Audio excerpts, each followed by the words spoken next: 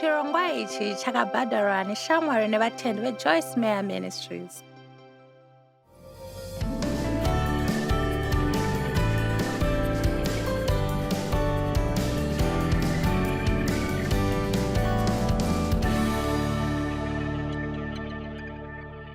Chinangwa chekutanga pandinoti kufadzwa neupenyu mazuva ose ndechekuti mazuva ose kwete kuti pazuva ramunotambira pazororo kana pamunotenga hembe itsva kana pamunoenda kumafaro. Ndinoreva mazuva ose nyangwe pasina zvakakosha zvamaita. Mufuro, chipiri, chitatu, china, chishanu nepaya pamunotyaira motokari yenyu mutirafiki. Kusuka ndiro, kucheka uswa, wokura mocheka zvekare. Mosuka ndiro modzirongedza, vana votora vosvibisa, mosuka zvekare morongedzazve. Vangani venyu vari kuziva zvandiri kutaura. Saka vangani vedu dzimwe nguva vanombonzwa kuneta nekuita zvose izvi. Kuita. Honai, izvi ndozvaitika. Uchangozviita chete. Saka unozvinetserei? Ndiri kuzama kuda kunzwisa makuseni ano nokuti ndinotenda kuti Bhaibheri rinotaura zvinhu zvinonzwisisika. Shuwa, unozvinetserei? Kutya chinhu nekusiririswa nechinhu chaunofanira kuita mazuva nemazuva muupenyu hwako hwauchava nawo. Unoti ndiri kutonzwa sekudaro, asi unogona kubatsira mafungiro ako, unobatsira matauriro ako, unokwanisa kubatsira maitiro ako. Izvi ndizvo zvachataura nezvazvo nhasi. Mafungiro edu, matauriro edu, maitiro edu nezviri kuitika mukati medu uye muenzaniso wakanaka. Ndinoziva kuti vanhu vakawanda vari kuzvishandisa nekuti vaivapo nezuro manheru, asi mubetseri wangu nemurume wake Mike vanoenda nesu patinoita magungano uye anzwa dzidzo dzangu kwemakore anodarika 35 uye ane unhu hwekuti zvese zvamuchataura ndichazviita. Komana, ndinoshuvira kuti dai munhu wese akadaro. Saka anenge ari mubishi kuzama kuita zvataurwa mudzidzo yoga yoga muupenyu hwake. Usangova munhu anongonzwa shoko woenda kumba hapana kana zvaunoita naro. Kana uchidaro watambisa nguva yako, nekuti havasi vanzwi vachawana upenyu hwakanaka unodiwa kunzi vararame naMwari. Vaiti tikanzwa nekusaita, Bhaibheri riri kuti tiri kuzvinyepera. Nekunzwisisa kunopokana nechokwadi, unogona kubvuma kuti ichokwadi chandiri kutaura. Asi ukasasvika kumba nekuzviisa muupenyu hwako, unenge watambisa nguva yako nekuva pano. Watambisa nguva yako kuva pano. Izvi zvinhu zvaunofanira kuita seunhu hwako. Saka akazonditi, ndafunga makuseni pandamuka, chii chandisingafarire mangwanani ano? Uye ndobva ati handifarire kuisa makeup yangu kumeso. Munoziva pana zvinhu zvekuti vanodana nava zvingori zvinhu zvausingatombofarire. Akati mira ndiite sekutaura kwakaita mudzidzo yanezuro, mira ndiite zvindinakidze izvi. Ndobva afunga kuti ayewa, zvinhu zvese hazvifaniri kungonakidza. Ndinofanira kudzidza kufadzwa mazuva ose nezvinhu zvidiki diki. Saka akangochinja maitiro ake. Handisi kuzozviita neunhu hwakaipa, ndichafarira kuzviita zvinhu izvi. Izvi ndizvo zvaunofanira kuita, kungotakura kanhu kanochinja unhu hwako kwese kwaunoenda. Handei tione. Ini ndinogona kuchinja maitiro evanhu. Kana ukasaita chimwe chinhu, takura kapodcast kako kwese kwaunoenda. Bayirira runhare rwako munzeve, ondiregera nditaure newe zuva rose. Unodzamara waita unhu huri nani, ndivimbe ini. Ini hangu ndaive nemaitiro akaipa Mwari paakazondibata. Uye zvinofadza kukwanisa kudzora unhu hwangu, kwete kusiya uchidzora inini. Iwe ndiwe muridzi weunhu hwako. Saka kana usingade kuva neunhu hwakaipa, hapana anokuita kuti uve neunhu hwakaipa. Mumwe murume, ndakanga mazita rake, akapedza makore mazhinji mukembi yekufunga. Akavaka naHitler. Akati majere aya anokwanisa kutora zvose kunze kwemaitiro angu, uye ndinoramba kuve neunhu hwakaipa. Hazvina simba here izvi? Unoziva, unogona kuramba kuita unhu hwakaipa zvigonyatso chinja upenyu hwako. Chinhu chandisingafarire kumirira. Handizvifarire zvakanyanya. Ndiri munhu wemabasa uye ndingangoda kugara ndakaronga zuva rangu. Ndobva ndabva pachinhu nechinhu. Handidi kunonoka kusvika pane imwe nzvimbo, handidi kukurumidza.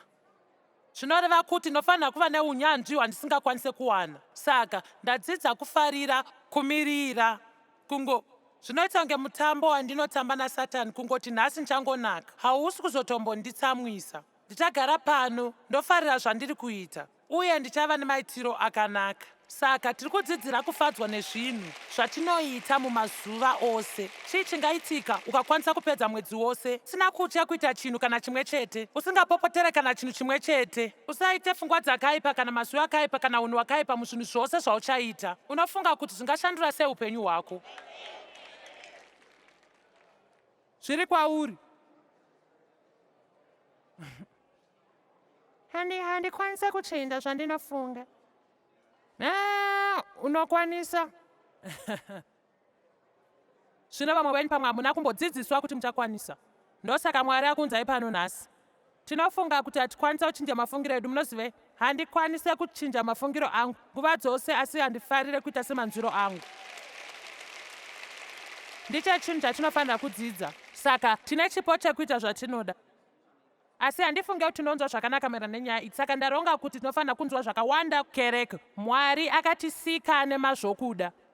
Hatisi marobots. Haasi kuzongoti hitisa zvose zvatinofanira kuita. Kunyange patinovimba naMwari kuti atibatsire, nesuwo tine chekuita ipapo, nesuwo tine sarudzo yekuita. Ndakaisa pamberi penyu upenyu nerufu. Sharurai upenyu kuitira kuti imi nevana venyu murarame. Joshua akati, zvangu ini, itai zvauri kuda kuita, asi kana ndiri nemba yangu tichashumira Mwari. Saka unofanira kuzivisa manzwiro ako. Manzwiro, unogona kunzwira manzwiro awada, asi izvi ndizvo zvichaitika.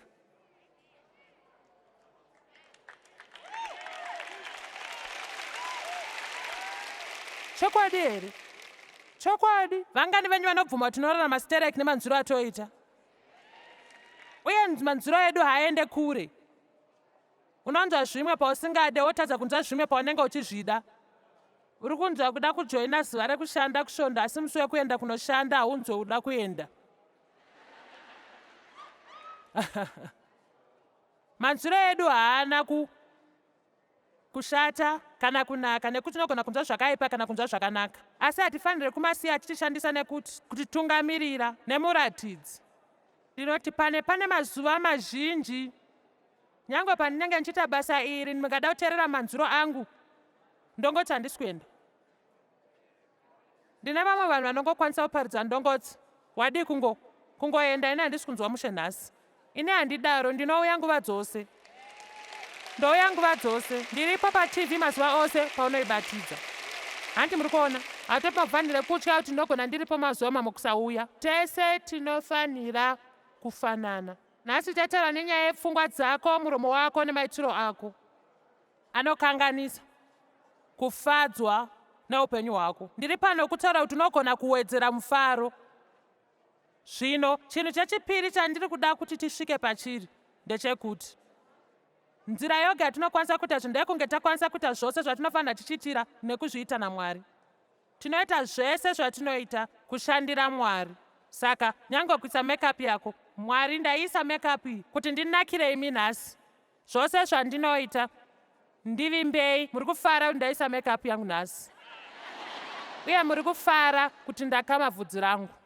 Muri kutofara kuti ndazvigadzirisa kwenguva yakareba nhasi, nekuti zvingadai zvisina kunaka dai ndisina kuzviita. Uye pachangu ndinonzwa kuti unogona kufunga zvawada kufunga. Ndinovimba sevatendi kuti kwese kwatinoenda tinofanira kuzviratidza nenzira yakanaka, nekuti isu tiri vaMwari. Amen. Saka tinoita zvose zvatinoita uye tina Mwari. Sezvandakataura nezuro manheru, chero kuchenesa imba yako, kucheka uswa nekugeza motikari, kuita zvinhu zvose izvozvo ngatizviitirei mukutenda Mwari. Iyo ndiyo nzira yekuti ndinokoshesa zvose zvamakandipa uye ndichazvibata zvakanaka. Unoziva kuti imwe nzira yekuva muridzi wechinhu kuchibata zvakanaka. Ndati imwe nzira yekuva muridzi wechinhu kuchibata zvakanaka. Musandinetera makuseni anhu. Hewo ano magwaro atinoda kuverenga muna Vakorose anonyatsotsanangura nyaya iyi zvakanaka. Vakorose 3:17. uye zvose zvamunoita mumashoko kana mumabasa, itai zvose muzita raIshe Jesu uye muchitarisira kwaari, muchivonga Mwari ivo Baba kubudikidza naye. Zvose zvose hatingoendera kukereke Mwari, tinoita zvese kuna Mwari. Kana kuti hatifaniri kutomboimba chimbo chekuti Mwari muri pakati pazvose. Tinofanira kumira kuimba dzimbo dzacho kana tisiri kushandisa zvinhu izvi muupenyu hwedu. Amen. Vakorose 3:23. Zvose zvamungangoita, itai zvose nomwoyo wose savanhu vanoshandira Ishe kwete munhu. Saka munofanira kubvuma kuti ndikutaura chokwadi apa. Tinofanira kuita zvese zvatinoita kuna Mwari. Ndikutaura chokwadi nekuti shoko raMwari riri kuwirirana nesu. Chinhu chekupedzisira ndechekuti fadzwa neupenyu hwako hwauinawo izvezvi, kwete hwaunofungira kuti uchava nawo mune ramangwana. Kwete kuti ndichafara kana kuti ndichafara zvikadai, ndichatonyatsotsofara mushure mekunge, ndichafara kana zvapera, ndichafara kana zvatanga. Ko kufara iko zvino, pane anoda here kufadzwa nezuva ranhasi, kana kuti uri kuda kungoshatisa zuva rino uchifunga kuti uchazofara rini? Ndakawana gwaro riri mubhuku raMuparidzi, chokwadi handinamboriwana, asi Mwari ndo vanitungamira kwariri.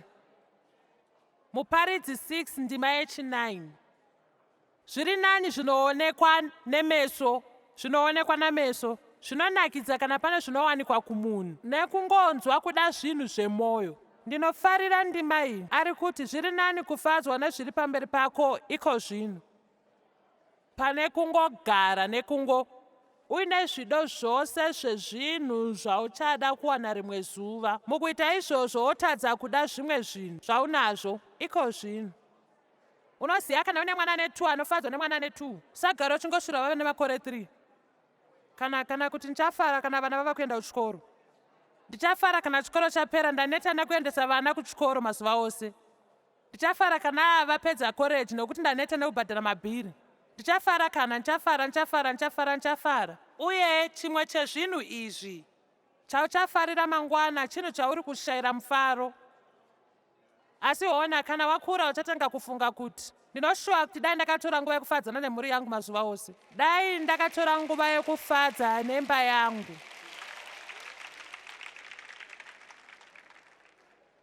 Saka zvinhu zvitatu: fadzwa neupenyu hwemazuva ose, fadzwa neupenyu hwako, uye ita zvose zvaunoita uchishandira Mwari. Zvino tine upenyu huviri. Tine upenyu hwekunze kuzoti hwemukati. Tine upenyu hwatinorarama kunze uko toita zvinhu zvine mubayiro, uyewo kune munhu watinoratidza kuvanhu. Kozoitawo umwe upenyu huri mukati medu. Zvese zviri kuitika mukati medu. Chinonyatsotyisa ndechekuti unogona kunyemwerera munhu asi mukati uchifunga kuti munhu anondisvota mhanu uyu.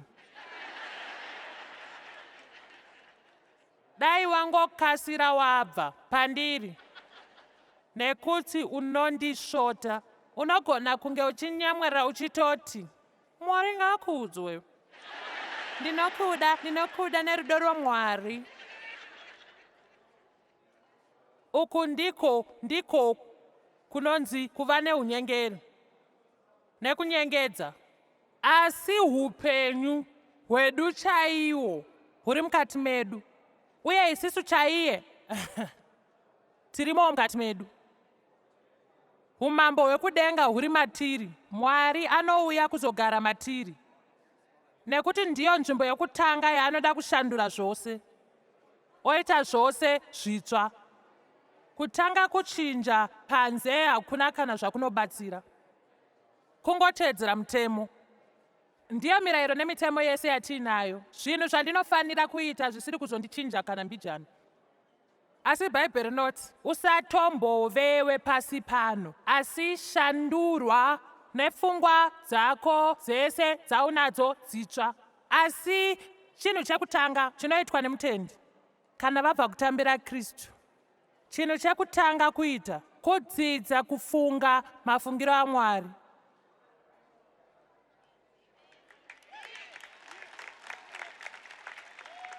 Varoma 12:2 vanoti zvekare, tichashandurwa,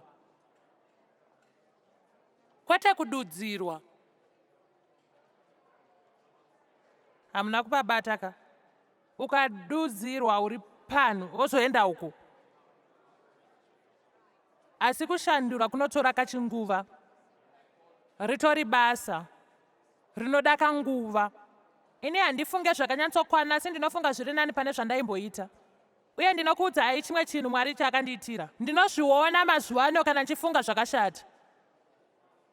Ndingave nazvo kwekachinguva asi hazvina kureba. Ndinozvibata nekuti pane zvinenge zvisinganzwe mushe. Tinofanira kudzidzira kunyatso kuzviteerera izvi.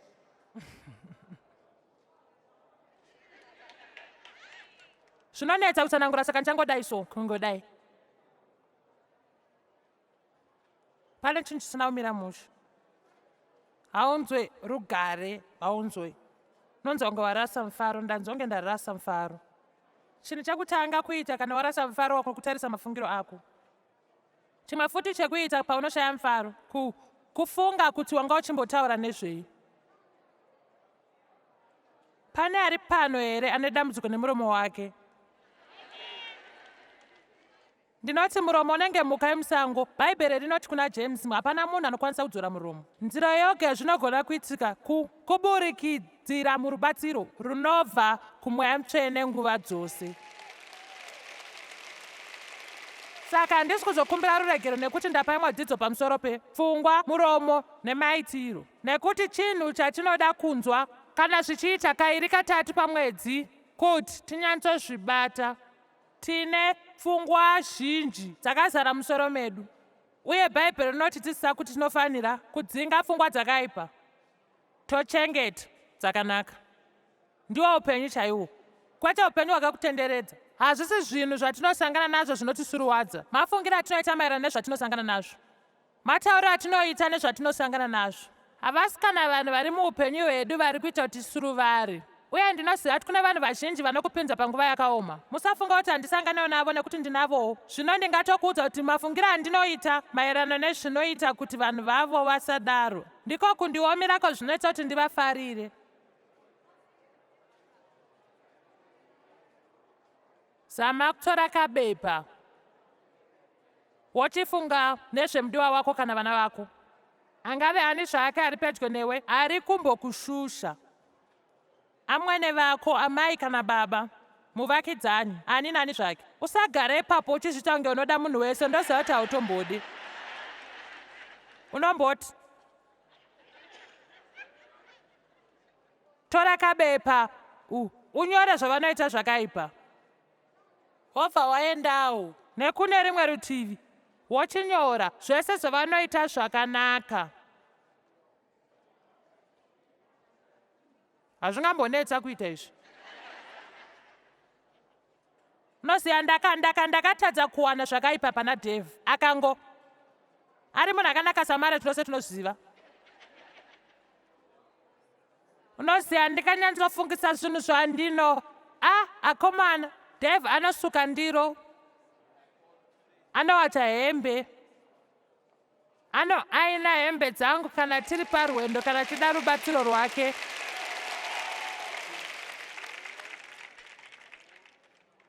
Asi kune uro rutivi anotamba gorufu kasingaite. Anoona nhabvu kazhinji. Svondo rakapera mukadzi akauya kuna Dave pataisana mabhuku akati, akauya kwandiri akati, murume wangu anokuongai pamusaka penyu ave kutamba gorufu katatu pavhiki. Asi ndikangonangana nezvinhu zvandisinganyatsofarire. Unoziva vamwe vanhu vanosvika pakurambana nenyaya yokuti vanotarisisa zvinhu zvavasingafarire. Dave neni takarorana kumakore 48. Chikonzero chega chaita tisvike pano ndechekuti tese takadzidza kuti ndisatarise zvatisingafarire.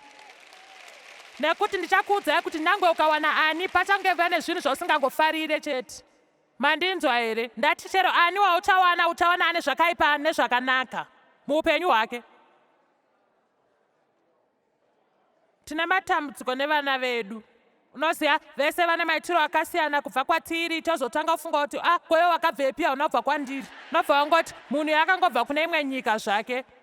Isu hatizvinzwisise. Mageneration anosiyana. Vana vava kuita zvinhu zvakasiyana nezvavaita vachiri mudiki. Unoziva zviri nani utokanganwa hako kutarisira vana vako kuti vaite zvese maitiro avakazviita, nekuti havasi kuzodaro. Hauna kuita zvinhu maitiro akaitwa nevabereki vako.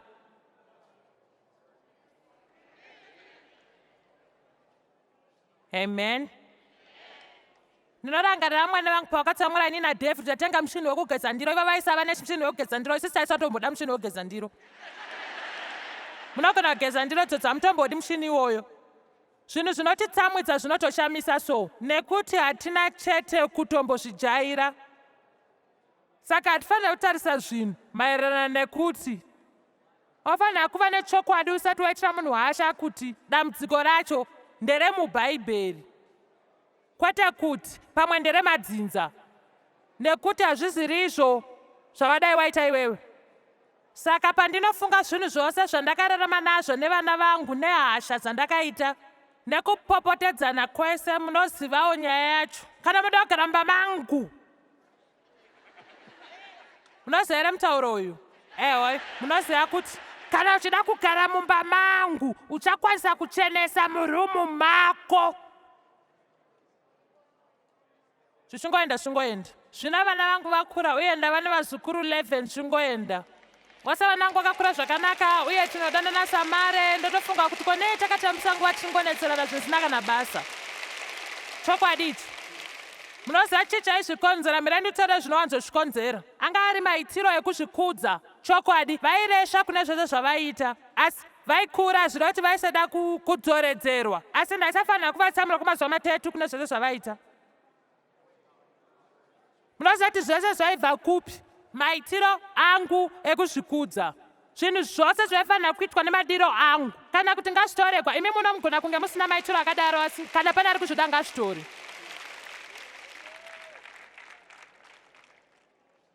Nakidzwai nevana venyu. Ndatenda. Bhaibheri rinoti mukadzi anofanira kufadzwa nemurume wake. Pandangotaura mashoko iwayo ndinoziva zvavafunga mamwe wenyu. Dai vakarerwa nemurume wandakarerwa naye waisatombodaro. Ehoi. Zvirevo 23:7. Nekuti sezvaanofunga mwoyo wake ndozvaanozova.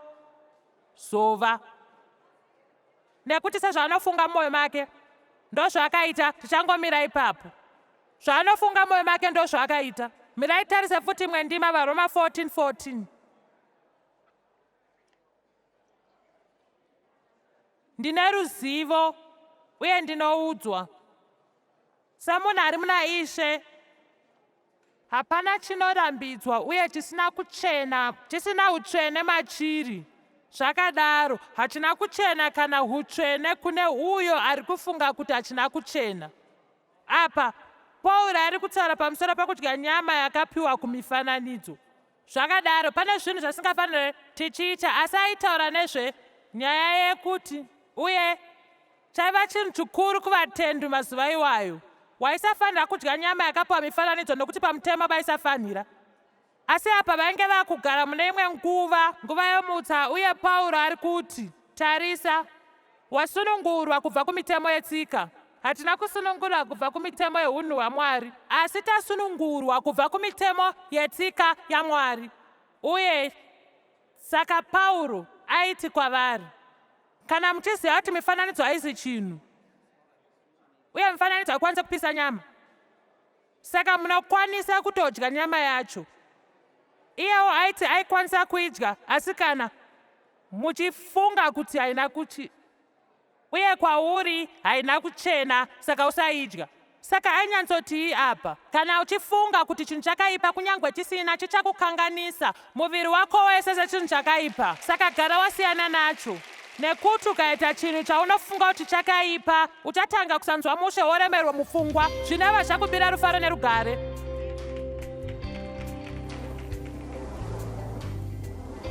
Hatigone kutonga mafungiro edu nguva dzose. asi nerubatsiro rwaMwari tinokwanisa kusarudza pfungwa dzedu, tinotonga zvatinotaura nekuita unhu hwakanaka nyangwe nemunguva dzakaipa. Uye ndinofunga kuti zvine simba.